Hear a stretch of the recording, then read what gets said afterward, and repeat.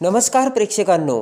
ठरलं तर मग मालिकेच्या येणाऱ्या आठवड्यामध्ये आता अतिशय जबरदस्त आणि वळण घेणारा ट्विस्ट आपल्यासमोर आला आहे. आणि त्यामध्ये आता आपण पाहणार आहोत की अर्जुन आता सायलीसोबत तो सोन्याचा तुकडा घेऊन आता अद्वैतच्या ज्वेलर्समध्ये कोल्हापूरला जाऊन चांदेकरच्या ज्वेलर्समध्ये तो तुकडा खरेदी केला होता हे सत्य ज्या वेळेस आता अर्जुन समोर येते आणि त्या तुकड्यावर 95 हे साल असल्याचे जेव्हा अद्वैत अर्जुनला सांगतो आणि त्याच वेळेस 8 ऑक्टोबर 95 ही साक्षीची बर्थडेट असल्याचे चैतन्य आता अर्जुनला सांगताच आता 8 तारखेला तो सोन्याचा तुकडा 95 सालामध्ये कालिंदी महाडिक या नावाच्या व्यक्तीने खरेदी केला होता हे सत्य अर्जुन समोर आता अद्वैतने आणतात.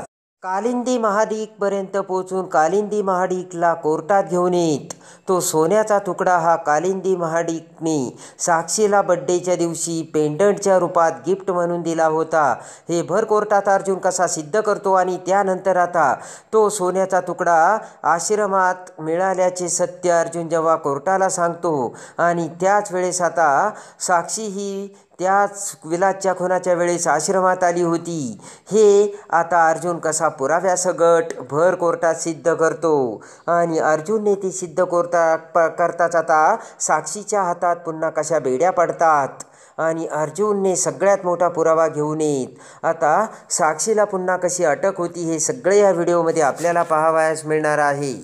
त्यामध्ये आता जो सोन्याचा तुकडा अर्जुनला सापडलेला असतो तो सोन्याचा तुकडा कोणाचा आहे यासाठी अर्जुनने ज्वेलर्सला बोलावलेलं असतं, पण त्यांच्याकडून फारशी काही आता अर्जुनला माहिती मिळालेली नसते. आणि त्यानंतर मात्र सायलीने तो तुकडा बघितलेला असतो आणि सायलीने त्या तुकड्याला पुन्हा अर्जुनला बघावयास लावलेले असते. सायली म्हणते की हे बघा, तुम्ही तुमच्या नजरेने तो तुकडा भिंगा घालून बघा आणि तुमची नजर आणि त्यांची नजर यामध्ये फरक असू शकतो. आणि जेव्हा आता तो सोन्याचा तुकडा अर्जुन आता लेन्समधून बघतो त्याच वेळेस आता त्या सोन्याच्या तुकड्यावरील CJK 95 हा सिम्बॉल त्या तुकड्यावरती बघताच आता इंटरनेटवर CJK याचा लॉंग फॉर्म अर्जुन सर्च करतो. त्यावेळेस आता पटकन चांदेकर ज्वेलर्स कोल्हापूर असे आता मिनिंग्स अर्जुन समोर आलेले असते आणि पटकन आता म्हणजे हा सोन्याचा तुकडा चांदेकरच्या ज्वेलर्सची शॉपमध्ये सुद्धा बनवला जाऊ शकतो अशी शक्यता अर्जुन सायलीला वाटून ताबडतोब अद्वैतला फोन करून आता अर्जुन आणि सायली आता चांदेकर ज्वेलरी शॉपमध्ये आलेले असतात. चांदेकर ज्वेलरी शॉपमध्ये येताच आता अर्जुन म्हणतो की अद्वैत, माझं तुझ्याकडे एक महत्त्वाचं काम आहे. तर आता अद्वैत म्हणतो बोलणारे अर्जुन. तर अर्जुन पटकन तो सोन्याचा तुकडा आता अद्वैतला दाखवतो आणि म्हणतो की हा तुकडा ना मला आश्रमात मिळाला आणि या तुकड्यावरती CJK असे लिहिलेलं आहे. तेव्हा तू मला सांगू शकशील का ह्या तुकडा तुमच्या ज्वेलर्समध्ये बनवला की काय? आणि आता CJK नाव बघताच आता अद्वैत म्हणतो हो, हे तर आमच्या ज्वेलर्सचा सिम्बॉल आहे आणि 95 म्हणजे हे सोनं 95 साली आमच्या ज्वेलरी शॉपमध्ये बनवलं गेलं आहे. पण आता ते कुणी बनवलं गेलं आहे हे कसं कळणार? तर त्याच वेळेस आता 95 सालातील रजिस्टर आता इकडे अद्वैत बाहेर काढतो आणि त्यामध्ये आता कलानी सांगितलेलं असतं की हा तुकडा मला असं वाटतं की पेंडंटचा असेल आणि 8 ऑक्टोबर 95 या दिवशी एक कालिंदी महाडिक नावाने हा ज्वेलर्स हिचा दागिना म्हणजे हे पेंडंट बनवून आमच्या ज्वेलरी शॉपमधून नेलं होतं हे आता अद्वैत आता अर्जुनला सांगताच आता सगळ्यात मोठे एक क्ल्यू आता अर्जुनला मिळालेला असतो. आणि तेवढ्यात आता चैतन्य म्हणतो 8 ऑक्टोबर 95 ही तर साक्षीची बर्थडेट आहे. आणि लगेच आता अर्जुन सगळं काही समजून चुकलेला असतो. याचा अर्थ 8 ऑक्टोबर 1995 या दिवशी साक्षीची बर्थडेट असल्यामुळे याच दिवशी हे पेंडंट चांदेकरच्या ज्वेलरी शॉपमधून कालिंदी महाडिक हिने खरेदी करून ती साक्षीला दिलं असणार. आणि तेव्हा आता या कालिंदी महाडिकपर्यंत पोहोचायला हाच हवं आणि ही कालिंदी महाडिक नक्की साक्षीची कोण आहे हे बघायला हवं असा आता अर्जुनने विचार केलेला असतो. आणि नक्कीच ही कालिंदी महाडिक एवढं मोठं गिफ्ट साक्षीला देते म्हणजे खूप जवळची असल्याची शक्यता आता अर्जुनने सुद्धा वर्तवलेली असते. सायली म्हणते बरोबर आहे, अहो मला वाटतं ना एवढं मोठं पेंडंट साक्षीच्या बड्डेला ही बाई गिफ्ट म्हणून देते, याचा अर्थ त्यांचे रिलेशनशिप एकदम क्लोज असले पाहिजे. अर्जुन म्हणतो की ते आपण नंतर बघूयात, पण आता काही जरी झालं तरी या कालिंदी महाडिकपर्यंत आपल्याला पोचायलाच हवं. आणि लगेच आता अर्जुन चैतन्याला म्हणतो की चैतन्य, ताबडतोब आता ही कालिंदी महाडिक कोण आहे याचा तपास तू सुरू कर.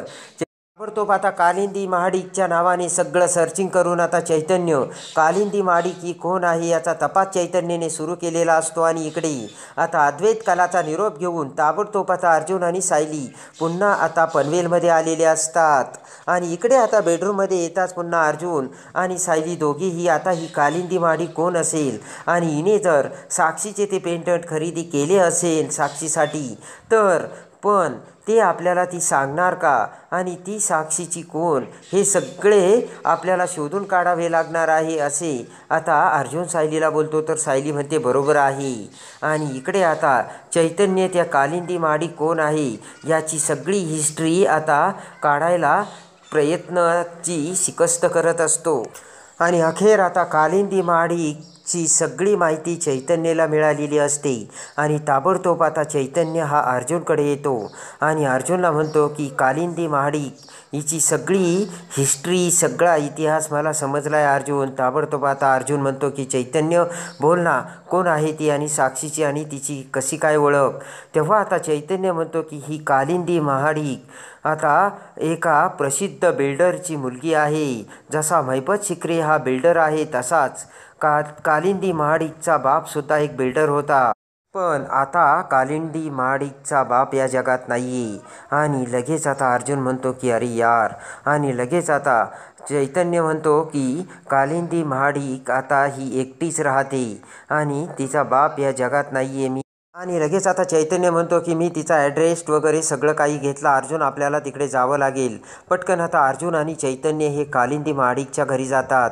आणि आता कालिंदी महाडिकची परिस्थिती खूप वाईट झालेली असते आणि आता तिचं घरसुद्धा एकदम साधारण असतं आणि एका प्रसिद्ध बिल्डरची मुलगी आणि तिच्यावरती हे वाईट दिवस आले, नक्कीच काहीतरी घडलं असे अर्जुनला वाटून अर्जुन आता कालिंदीच्या घरी येतो. पण आता कालिंदीची परिस्थिती एकदम जेमतेम असते आणि कालिंदीची आईसुद्धा म्हातारी झालेली असते. आणि तेवढ्यात आता अर्जुन तिथेच म्हणतो की कालिंदी महाडिक तुम्हीच का. तर ती कालिंदी म्हणते हो. आणि त्यानंतर आता मात्र अर्जुन म्हणतो की आम्ही ॲडव्होकेट, मी अर्जुन सुभेदार. तर लगेच आता कालिंदी म्हणते की कशासाठी आलात. तेव्हा लगेच आता कालिंदी म्हणते की हे बघा माझे वडील आता हयात नाही आहेत, त्यांना जाऊन खूप दिवस झाले आणि त्यांच्याकडे जर तुमचं काही काम असेल तर आता ते या जगात नाही आहे. तेव्हा अर्जुन म्हणतो नाही, माझं तुमच्याकडे काम आहे. आणि लगेच आता कालिंदी म्हणते की काय. तर तेवढ्यात आता अर्जुन आता कालिंदीला म्हणतो की हे बघा तुम्ही 8 ऑक्टोबर 1995 रोजी चांदेकर ज्वेलरी शॉपमधून एक दागिना घेतला होता, बरोबर ना. तर कालिंदी आता आठवू लागते आणि कालिंदी म्हणते की हो हो, माझ्या मैत्रिणीचा बड्डे होता आणि त्यावेळेस माझ्या मैत्रिणीला गिफ्ट देण्यासाठी मी चांदेकर ज्वेलर्समधून एक पेंडंट घेतलं होतं. आणि लगेच आता अर्जुन म्हणतो की बरोबर. आणि तुमच्या त्या मैत्रिणीचं तुम्ही नाव सांगू शकाल का. तर लगेच ती म्हणते की साक्षी शिक्रे. खरं तर तिचं नाव मला आता तोंडातून सुद्धा घेऊशी वाटत नाही, पण तिच्यासाठी मी हे पेंडंट गिफ्ट म्हणून घेतलं होतं. तेव्हा आता अर्जुन म्हणतो काय झालं, तिचं आणि तुमचं काही भांडण झालं का.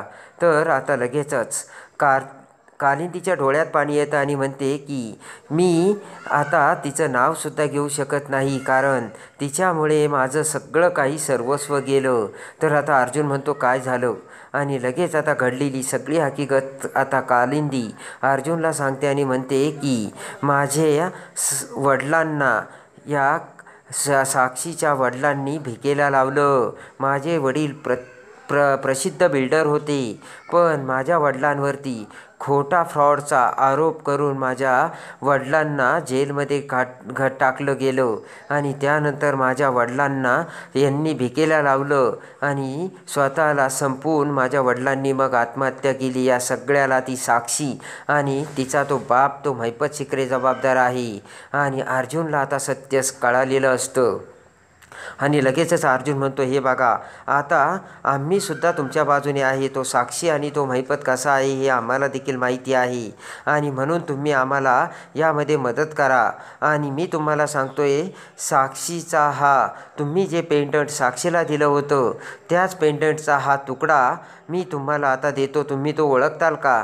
त्या पेंडंटचा हाच तुकडा का? तर लगेच तो तुकडा अर्जुन आता कालिंदीला दाखवतो. तर पटकन आता कालिंदी तो तुकडा ओळखते आणि म्हणते की हाच तो तुकडा, पण हा तुमच्याकडे कसा?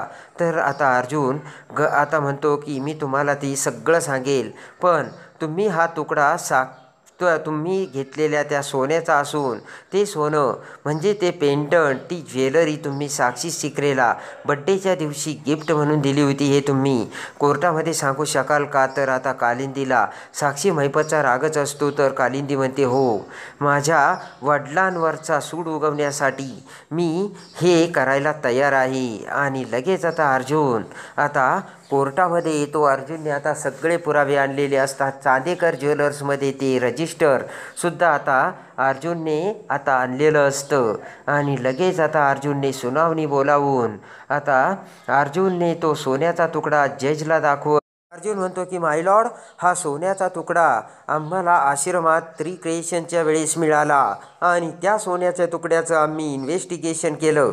त्या सोन्याच्या तुकड्यावर असलेल्या सिम्बॉलवरून तो सोन्याचा तुकडा कोणत्या ज्वेलरी शॉपमध्ये बनवला गेला आणि तो कुणी खरेदी केला होता याची सगळी डिटेल्स पुराव्यासकट मी आणलेली आहे.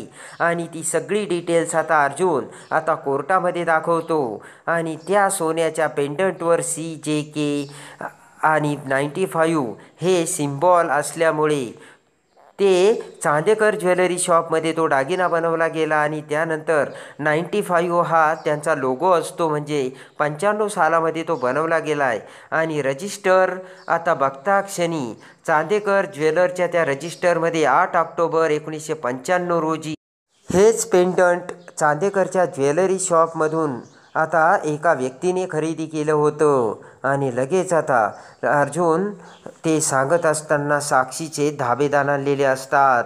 आणि लगेच आता अर्जुन पुन्हा आता साक्षीला म्हणतो की मला एक सांगा, हा सोन्याचा तुकडा तुमचा आहे का? तर साक्षी म्हणते की काय बोलताय तुम्ही, हा तुकडा सोन्याचा माझाच आहे असं कशावरून? आणि तुम्ही काहीही बोलता. तर लगेच आता अर्जुन म्हणतो की थांबा. आणि अर्जुनने आता कालिंदी माडिकला तिथे आणलेलं असतं. जे आता तो सोन्याचा तुकडा, ती रजिस्टर, त्यावरचा लोगो सगळं काही बघतात.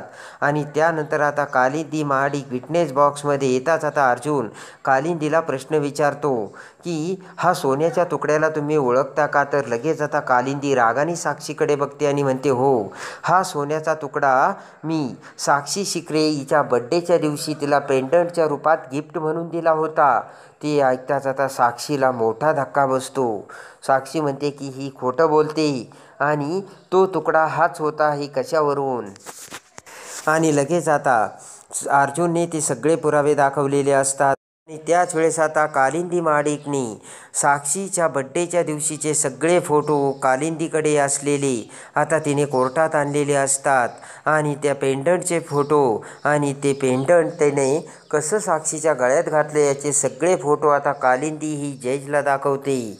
आणि आता तो सोन्याचा तुकडा साक्षी शिकरेचाच होता हे आता जज समोर प्रूव्ह झालेलं असतं. आणि त्यानंतर अर्जुन उठून उभा राहत म्हणतो की माय लॉर्ड, आणि हा सोन्याचा तुकडा आम्हाला आता आश्रमात मिळाला. ज्यावेळेस विलासचा खून होत होता त्यावेळेस आता साक्षी आणि विलासच्या खुनामध्ये झालेल्या झटापटीत हा सोन्याचा तुकडा साक्षीच्या गळ्यातून बहुतेक सोनं तुटून खाली पडला आणि तो तुकडा तिथेच राहिला आणि त्यावरून साक्षी ही आश्रमात होती हे सिद्ध होतं आहे माय लॉर्ड. आणि आता सगळ्यात भयानक सत्य पुराव्यासकट आता अर्जुनने भर कोर्टात सिद्ध केलेलं असतं. आणि ते सगळे पुरावे बघता क्षणी आता जज म्हणतात की आता या खुनाच्या केसमध्ये एक वेगळं वळण मिळालेलं आहे आणि साक्षी शिकरे यांचा सोन्याचा तुकडा आश्रमात मिळाला आहे आणि ॲडव्होकेट अर्जुन सुभेदार यांनी तो तुकडा त्यांचा असल्याचे आता सिद्ध केलेले आहे. कालिंदी महाडिक यांनी दिलेल्या साक्षीवरून हा सोन्याचा तुकडा साक्षी शिकरेचा आहे हे कोर्टामध्ये सिद्ध होत आहे आणि याचा अर्थ विलासच्या खुनाच्या वेळेस साक्षी शिकरे या आश्रमातच होत्या हे सुद्धा सिद्ध होत आहे. तेव्हा विलासचा खुनाच्या वेळेस साक्षी शिकरे या आश्रमात होत्या आणि त्यांचा खुनाशी काही संबंध आहे का हे आता याचा तपास सुरू करावा आणि त्यासाठी साक्षी शिकरे यांना पुन्हा जेलमध्ये अटक करण्यात यावी. कारण साक्षी शिकरे या वारंवार खोटं बोलल्यात आणि विलासच्या खुनामध्ये त्यांचा संबंध असल्याची दाट शक्यता वर्तवण्यात येत आहे आणि जो सोन्याचा तुकडा सापडला तो साक्षी शिकरेचाच होता. यावरून त्यांना ताबडतोब आता ताब्यात घेण्यात यावं असे आता कोर्टाने आदेश दिलेले असतात आणि त्यासरशी आता साक्षीला पुन्हा जेल झालेली असते आणि इकडे दामिनी देशमुखची वळालेली असते ती बोबडी. अर्जुन आता केसच्या एकदम जवळ जाऊन पोहोचला असल्याचे कळताच आता दामिनीची घाबरगुंडी उडालेली असते आणि आता हा अर्जुन सुभेदार केस जिंकणार आणि पहिल्यांदा आपल्याला केसमध्ये आता माती खावी लागणार आहे हे सत्य दामिनी समोर येऊन आता दामिनीला धक्का बसतो आणि इकडे त्याच वेळेस साक्षीला आता बेड्या पडलेल्या असतात आणि इकडे आता महिपतच्या पायाखालची सरकलेली असते ती जमीन. तर आता साक्षीला बेड्या पडताच आता अर्जुन तो खून साक्षीने केल्याचे कसे सिद्ध करतो आणि इकडे आता महिपत पुन्हा दारू पिऊन दामिनी देशमुख बाईसोबत कसा धिंगाणा करतो हे बघण्यासाठी आणि ठरलं तर मग मालिकेच्या डेली अपडेटसाठी आपल्या चॅनलला लाईक करा, सबस्क्राईब करा.